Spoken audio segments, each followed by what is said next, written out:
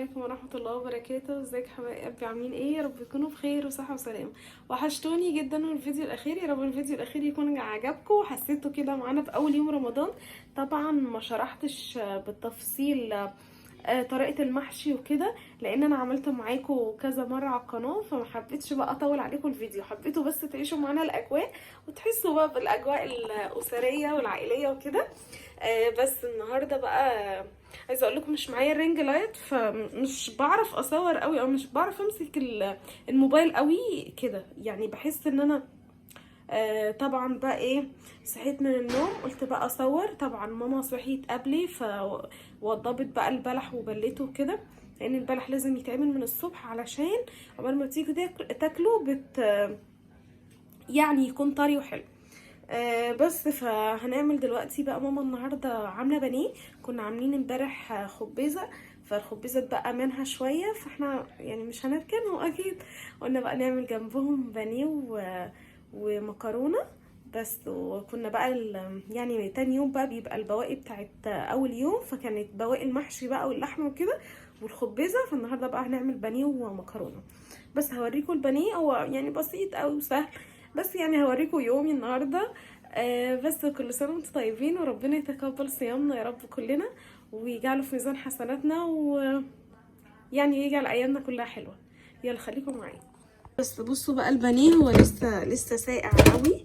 طبعا هحطه في شويه ميه علشان يفك. طبعا دلوقتي بصوا هوريكم ضربت البصلايه. هي يعني لسه مش متاكده هاخد بصلايه واحده بس ولا لا على الكميه دي، لان انا لسه مش متاكده من الكميه كام بانيهيه، فمش عارفه كام قطعه بانيه، فمش عارفه بقى هحط بصله ولا يعني اللي انا ضربتها متوسطه، فمش عارفه هحط بصله كبيره كمان ولا صغيره. بس هتشوفوا معايا. وحطيتها بقى في شويه ميه كده. تمام، هي خلاص يعني يعتبر يعني فكت شويه اهو. بصوا ففكت الحمد لله، يعني شويه فكت عن بعضها.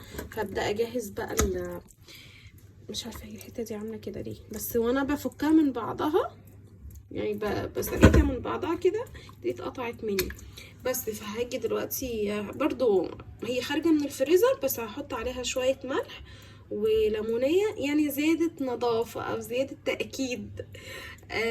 هي نظيفه ما شاء الله زي الفل. ماما لما بتجيب الفراخ وتحطها في الفريزر لازم بتغسلها كويس جدا وتعمل لها محلول نقع والكلام ده كله. محلول يعني بيبقى عبارة عن ملح وليمون ودقيق وليمون بقى بالهبل، ومش عارفة بتحط حاجات تانية كده، بس بيخلي الفراخ ريحتها صراحة لما تيجي تطلعها من الفريزر خطيرة. بس انا بقى ايه، بحب ان انا ايه بدل ما دخلت برضو الفريزر ممكن يكون حصل بكتيريا او اي حاجة، بحب انضفها تاني برضو يعني زيادة تأكيد. بصوا يا جماعه، انا دلوقتي حطيت بصله وبصله صغيره كمان عشان حسيت ان الكميه اكبر من ان هي تاخد بصله واحده. تمام، هحط بقى وانا بضرب كده حبه ملح وفلفل اهو، معلقه صغيره. بيصور يا ماما؟ ماما عايزه اقول لك اللي بتصورني ربنا يستر. ونصيب. انا ونصيبي بقى. وحبه فلفل، حبه فلفل كمان. بخاف قوي اكتر الفلفل عشان رودينا لما تيجي تاكل ما يبقاش حامي عليها. بس انا صراحه بيني وبينكم اصلا بحب الفلفل جدا، يعني بحب الفلفل الاسود قوي في الاكل. تمام، هضربهم بقى دلوقتي في الكبه. فين الكبه راحت فين؟ بس بصوا انا دلوقتي صفيت البانيه. تمام، هحطه دلوقتي في الطبق البلاستيك ده. تمام، وايه ونحط البصل. انا ما بحطش غير بصل وملح وفلفل بس. في ناس بقى بتحط لبن، في ناس بتحط زبادي، انا ما بحبش الكلام ده صراحه. انا هو وملح وفلفل، ما تقوليليش بقى بصل باودر وتوم باودر والحوارات الكتيره دي، انا ماليش فيها صراحه اهو. بس بصوا يا جماعه، عشان ايه التصوير برضه انا عايزه اقول لكم. طبعا انا بستخدم ايدي. طبعا ايدي بتكون مغسوله 550 مره. عايزه اقول لكم اصلا انا من النوع كل ما باجي اعمل حاجه في المطبخ لازم اغسل ايدي واقوم منشفاها. اغسل ايدي جدا جدا قوي. انت بتاخدي بالك؟ مش عارفه كده يعني بتاخدي بالك؟ انا مش انت مركزه. هعرفك كله بس نظافه. بس اهو بقعد ادعكه كده بس، وهدخله بقى التلاجة، ونيجي بقى قبلها نطلع بقى ونحمر. طبعا ماما هعملها لها في الاير فراير، عشان زي ما قلت لكم الاير فراير بتبقى من غير زيت، وماما ما بتحبش حاجه بتبقى بزيت والكلام ده، يعني الحاجه بتبقى هيلسي اكتر. بصوا عايزه اقول لكم الريحه جنان، بس يعني حرقاني قوي، مش عارفه اقفل لكم الفيديو اصلا.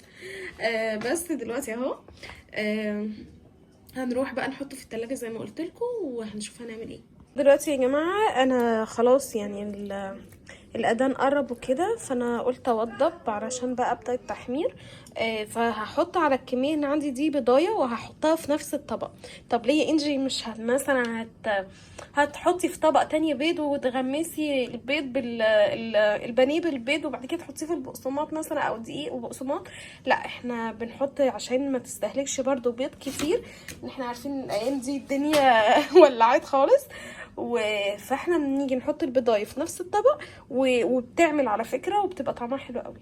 يعني بصوا مش مثلا بتبقى محتاجه بيض تاني، لا بتبقى كويسه قوي.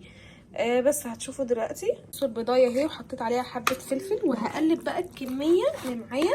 طبعا انا مش عارفه اقلب عشان ماسكه الموبايل، بس هقلبها بقى كده، وهتلاقوا على فكره البضايه امتزجت في كل اللحم اللي معايا. على فكرة انا غيرت الطبق في طبق اصغر عشان يعرف يدخل التلاجة ويبقى براحته، فتلاقوا الطبق اللي كنت حاطه فيه اتغير. بس اهو هقلب بس، وهحط بقى في الفيجيتار او البقسماط بعدها اهو البيض اهو. بصوا لسه يعني انا حطيت بضايه ولسه ما اتمزجش كله، يعني ما شاء الله البضايه بتكفي الكميه. معاكي كميه اكبر بتحطي 2 مش بضايه واحده، بدل بقى ما تعوزي واحده والحوارات دي، لا هي واحده تبقى في نفس الطبق وشكرا على كده، وفي البقسماط وعلى التحمير كان الله السميع العليم. خلاص كده انا هسلق المكرونه اهي. تمام. احنا بنحب النوع ده قوي، النوع ده تحفه في المكرونه، هو وحوا. مكرونه حوا برضو خطيره، يعني لو ما لقيتيش حوا هاتي النوع ده، سواء شعريه سواء مكرونه، خطيره بجد. طبعا بحط حتى الميه تتغلي، هي خلاص غليت. ومعايا الطبق ده انا بحب لما المكرونه تكون كيلو على بعض كده. يعني انا ذات نفسي في البيت عندي لما باجي مثلا اعمل، انا عارفه مثلا كيس حوا هو عباره عن 400 جرام، خلاص ده بيكفيني مثلا اليوم. انما لما بيكون كيلو كده كامل ما بعرفش اعايره، بجيب طبق وبعمل حساب طبعا وانا بعاير ان المكرونه بتزيد، فبحط كميه معينه على عدد الافراد اللي هتاكل، واقوم حاطه في الميه المغليه. حبايبي انا خلاص اهو حطيت المكرونه وحطيت الملح. طبعا بحط ملح علشان المكرونايه ما تكونش دلعه. تمام اهو هسيبها بقى. انا بحب اقلبها كده اول ما بحطها عشان ما تلزقش في قعر الحله، يعني اخر الحله ما تلزقش فيها، فلازم تقلبيها وكل فتره كده تقلبيها. طبعا بغطيها وبسيب جزء كده مش مستغطي، مش مغطي يعني، علشان ما يكونش الميه تفور على البوتاجاز وتبهدل الدنيا وكده. بس هي دي الطريقه، وهنعمل الصلصه دلوقتي وخلاص. مش افتكاسه، هي بسيطه قوي. دلوقتي هعمل بقى الصلصه. تمام. هنحط بقى الزيت، واحنا بنحب ايه بس كده. تمام. بنحب ناكل الصلصه بالثوم. تمام. فبندي حته ثوم كده تدي طعم يعني. عايزه اقول لكم ان ده ثوم متفرز، فايه لما بيجي يفك كده بيقعد يفرفش جامد، فهو يفك وانا هرجع لكم تاني. علشان الطماطم تبقى لونها حمرا بنحط بابريكا، وبحط البابريكا قبل ما بحط الطماطم. البابريكا بتدي بقى طعم كده لما بتتشوح في الزيت الاول. بصوا اهتموا بالتيتيلز، مش اي مكرونه وخلاص، خدوا مني وما تراجعوش ورايا.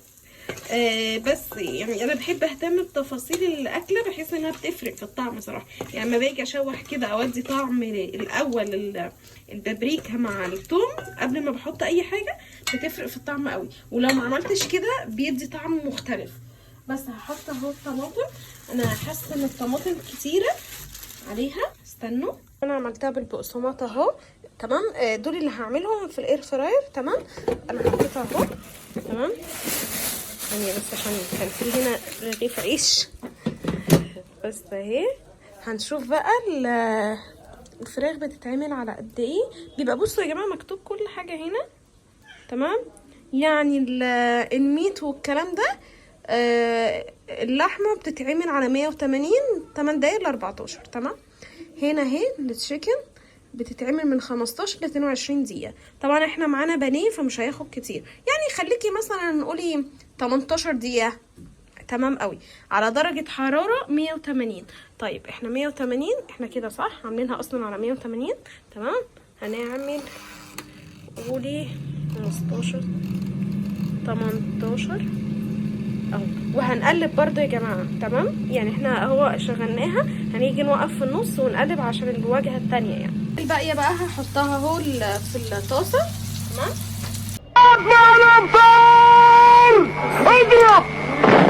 ده بقى اللي اتحمر في الاير فراير اهو، هيلسي جدا جدا بجد. وده اللي اتحمر في الزيت عادي خالص. تمام. كل سنه وانتم طيبين بقى، وتعالوا يلا كلوا معانا. ويا رب كده سفرتنا النهارده تكون عجبتكم، وخليكم معانا يلا نكمل بقيه اليوم. ويلا بقى هنقعد بقى نفطر. بصوا مكرونه بقى وسلطه والبلح بقى والخبيزه اللي قلت لكم اللي كانت باقيه مننا امبارح. يلا خليكم معانا يا جماعه. احنا بعد الفطار بصوا البلكونات شكلها يفرح قوي. نعم في ايه؟ رودينا فرحانه قوي ان انا فتحت البلكونه. انا مش عارفه انتوا سامعيني اصلا من الدوشه ولا لا، بس انا عاجبني قوي منظر البلكونات بجد، شكلها مبهج مبهج قوي بجد.